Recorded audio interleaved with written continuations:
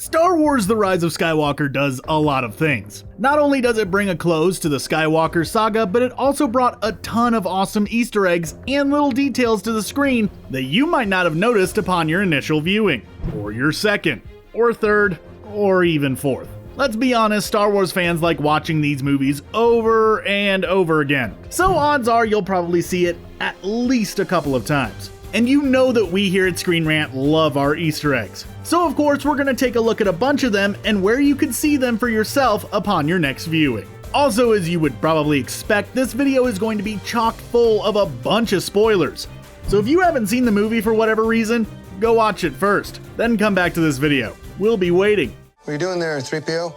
Taking one last look, sir. You know that planet at the beginning of the film, where we see Kylo Ren fighting some random dudes in an ashy-looking forest while he was searching for the Sith MacGuffin that he needed to go find the Emperor? It was a pretty cool-looking place to be sure, but did it feel kind of familiar to you at all? Well, it might just have, as we have seen this planet before, though it looked a bit more lava-y when we last saw it. Yeah, this planet is indeed Mustafar, the planet upon which Anakin Skywalker, now Darth Vader, faced off with Obi-Wan Kenobi way back in Episode 3, Revenge of the Sith. Makes sense that this would be one of the places where a Wayfinder could be found, since Vader made this planet his home when he built his castle there, as we saw in Rogue One, a Star Wars story.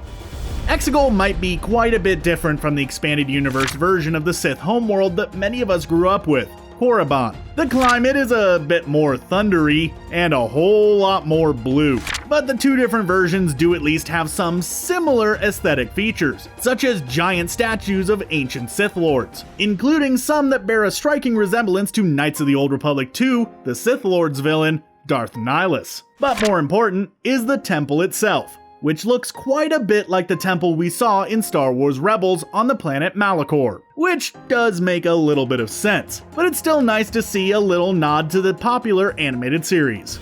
Let's stay on Exegol for just a little bit longer here, and talk about the actual throne of the Sith. This fancy looking chair isn't just the seat of power for the entire Sith Empire. It is also a reference to the amazing work of artist Ralph McQuarrie. McQuarrie worked on concept art for the original Star Wars trilogy, and the Sith Throne looks quite similar to the design that he did for Return of the Jedi of the Emperor's throne on the Death Star. That's a nice little nod to this amazing artwork.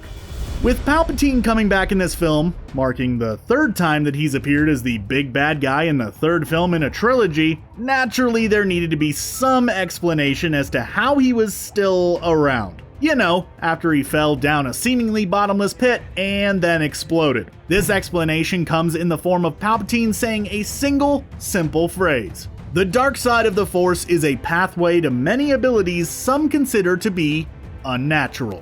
Now, if you're a prequel memer or just somebody who enjoys those films, you'll recognize this, as it is of course exactly what Palpatine told Anakin back in Episode 3 when he was talking about the tragedy of Darth Plagueis the Wise. Oh, so that's what he meant by that.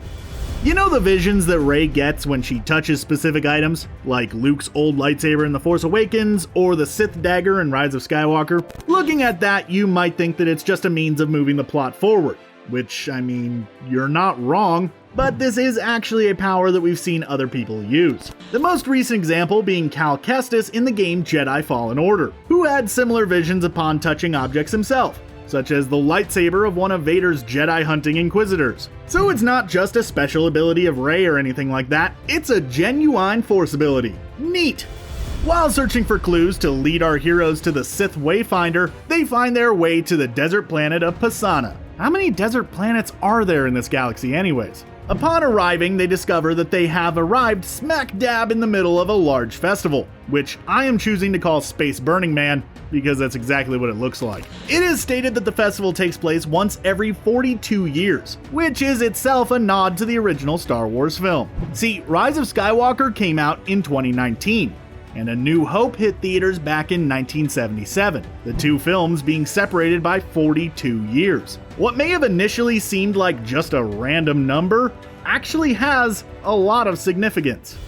Rey's ability to use the Force to heal people may seem to have just kinda came out of nowhere, but it is actually a power that has long been established in Star Wars lore. In the now non-canon Legends continuity, Force Heal was a fairly common ability that Jedi could use, with the video games really leaning on this ability as a way of balancing gameplay. However, a day or so before the Rise of Skywalker hit theaters, The Mandalorian brought the ability into the main canon, as Episode 7 saw everyone's favorite Baby Yoda using the power to heal Carl Weathers after a rather nasty monster attack. So the power actually has a pretty long history backing it up. Rise of Skywalker introduced audiences to yet another adorable little droid buddy for our heroes, this time in the form of the traffic cone on top of a wheel of cheese that is D0. This little guy breaks from traditional astromech-style droids like R2-D2 or BB-8 in that he can actually speak to a limited degree. And if you're the kind of person who watches a ton of interviews with the cast and crew of the movie, you might actually recognize the voice, as Dio is voiced by none other than the film's director himself, J.J. Abrams. And if Dio was here right now, we'd like to think that he would tell you to subscribe to Screen Rant and hit that little bell thingy for more videos like this. And also that you should probably turn on your notifications if you're watching this on mobile. Dio just seems like a cool dude like that. The power creep in Star Wars may seem like it has started to get just a little bit absurd over the last few years, but honestly, a lot of what we see on screen has some basis in other Star Wars stories. One scene in The Rise of Skywalker that has people talking is when Rey reached out with the Force and tried pulling down a troop carrier. Now, obviously this is a pretty amazing feat, and if you're at all like us, it probably made you initially think of The Force Unleashed, when Starkiller tried to do something similar, but with an entire Imperial Star Destroyer. Did you know though that such an ability is within the new canon as well? As Luke Skywalker allegedly used the Force to pull down a Star Destroyer in the novel, The Legends of Luke Skywalker. So power creep is real, but it's not just in the films. When you think of Star Wars, odds are you think of a few things. Lightsabers, beloved characters and storylines, and of course, John Williams' iconic score. Well, with The Rise of Skywalker serving as the final Star Wars film that Williams will work on, it was fitting that the famed composer finally got a cameo in the film. On the planet Kijimi, when our heroes make their way into a cantina, look at who is behind the bar. Yep, it is none other than John Williams himself. He simply glares at the heroes, and then the scene moves on. It might be a really small part, but it's still nice to see him there, regardless. Sticking around on Kijimi, let's talk about some of the background items in Babu Frick's workshop. Specifically one droid that you might not have noticed in the background of the shot when C-3PO was getting worked on. Look closely in the background, and you will see one of the Trade Federation battle droids hanging out back there. Now these droids numbered in the millions, if not billions or possibly even trillions during the Clone Wars, so it makes sense that at least a few would be hanging around, especially in a droid mechanics workshop. And it's actually pretty nice to see some direct references to the prequels in this sequel trilogy. When Rey was climbing her way through the wreckage of the second Death Star, we get to see a lot of old relics from the Battle of Endor. Classic stormtrooper armor littered the battered halls, and crashed TIE fighters sat broken in what remains of the docking bay. And a very familiar looking tower looms large in the background. Looking behind Rey in this shot, we can see a pillar similar to the one that Obi-Wan climbed around in A New Hope to deactivate the tractor beam. Guess the Imperial engineers really didn't change much about the design of the interiors of the station between the first and the second one. After having her big battle with Kylo Ren, and feeling the loss of Leia via the Force, Rey decides to make like Luke Skywalker and recuse herself on Ahch-To. As she is burning Ren's ship, she goes to throw her saber into the fire, only for it to be caught by good old Ghost Luke, who comments about how she should have more respect for the weapon of a Jedi. This is a little bit of a meta throwback to Star Wars: The Last Jedi, where he himself disrespected the very same saber. Can't help but feel like this moment is nothing more than a subtle jab at the much maligned film, especially with how much Star Wars fans complained about that specific moment in that movie. Speaking of The Last Jedi, while the remaining members of the Resistance are discussing their plan for taking down the Final Order fleet, one of their members mentions the possibility of pulling off a Holdo maneuver, referencing Admiral Holdo's actions at the end of The Last Jedi, where she flew a ship through the First Order fleet at hyperspeed, just completely ruining their day. Someone then comments that the move is a 1 in a million kind of move, explaining why it had never really been done in the Star Wars universe. And overall, it is nice to see that Holdo's sacrifice has been honored by the Resistance by them naming an entire maneuver after her. So despite being a character for only a single film, she did manage to leave a bit of a mark on the Star Wars universe. During that same scene, we also see a Mon Calamari member of the Resistance. Many of you may not really know who this is, but he is actually connected to a fan favorite character. Everyone knows who Admiral Ackbar is. Yep, the It's a Trap guy himself. While he may have shuffled off this mortal coil in The Last Jedi, it is his son that gets the chance to shine in The Rise of Skywalker, even for just this brief moment. Yep, that is Aftab Ackbar, and he is actually voiced by scriptwriter Chris Terrio. Boom! Double detail for you there. When Lando and Chewie successfully return from gathering basically anyone with a ship in the galaxy that could fight, we get a ton of fan favorite ships that eagle-eyed viewers could spot. And when we say there are a lot, we really mean it. Some of the highlights include the Outrider, a Corellian YT-2400 from the expanded universe novel Shadows of the Empire, a Lucrehulk droid control ship, the same kind we saw blockading Naboo in The Phantom Menace, at least one Venerator-class Star Destroyer from the Clone Wars, and a VCX-100 light freighter, which could quite possibly be the Ghost from Star Wars Rebels. Let us know if you see any ships that we missed.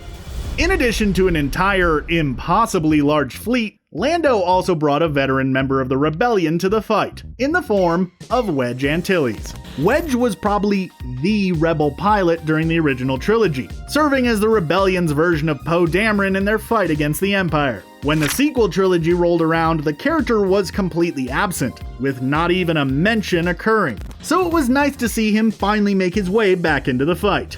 Meanwhile, down on the Sith homeworld, Rey and Kylo were having a heck of a time dealing with the newly powered-up Palpatine, which found Rey staring up into the sky, quickly losing hope. This is when she hears the voices of a bunch of past Jedi.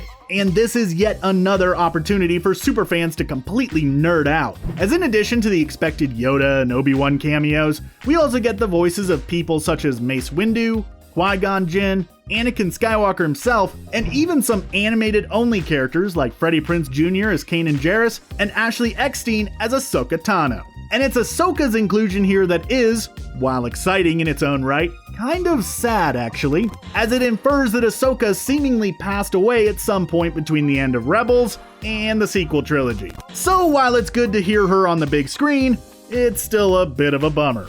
After the Final Order's defeat, the Resistance is seen celebrating at their base, and keen-eyed observers may have noticed that a certain Broadway star was hanging around during the celebration. If you look closely, you can clearly see Hamilton's LinManuel Miranda sharing in the festivities. It was nice to see the musician and actor in the film, but this cameo wasn't the only bit of work that he did on the movie. Miranda actually revealed that he wrote a piece of music for The Rise of Skywalker. While we don't yet fully know for sure what piece of music he penned, our best guess is that he wrote the music for the sequence on Pasaana. You know, the space Burning Man that we mentioned earlier. He also wrote a piece of music for The Force Awakens, specifically the music that can be heard in the background at Maz Kanata's place while Solo and the crew are hanging out. So it is nice to see Miranda finally get to make an appearance on screen in person, as opposed to just as a background voice on some music track.